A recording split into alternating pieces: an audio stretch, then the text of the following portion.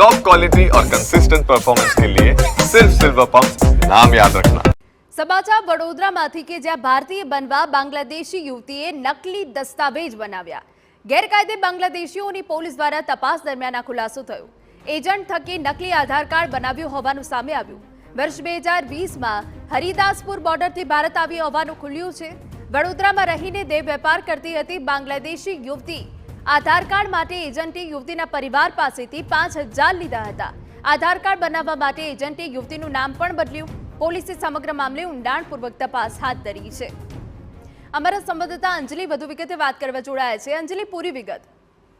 હિના, જે રીતે વાત કરીએ કે જે પ્રકારે પહેલગામમાં હુમલો થયો ત્યારબાદથી સરકાર દ્વારા પાકિસ્તાન અને બાદમાં બાંગ્લાદેશીઓને શોધી કાઢવાની કવાયત શરૂ કરી છે। તેની વચ્ચે વડોદરા શહેરમાં દેહ વ્યાપાર સાથે જોડાયેલી બાંગ્લાદેશી યુવતીએ ભારતીય બનવા માટે વર્ષ 2020માં ભારતમાં આવી હતી। ત્યારબાદ તે વડોદરામાં આવી અને દેહ વિક્રયનો ધંધો કરી રહી હતી।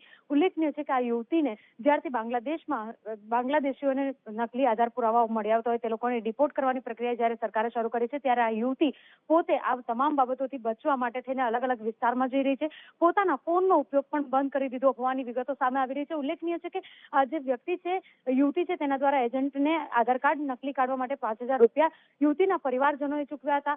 હાલ જે યુવતીનું આધાર કાર્ડ છે તે આધાર કાર્ડ બનાવવા માટે એજન્ટે યુવતીનું નામ પણ બદલી કાઢ્યું હતું।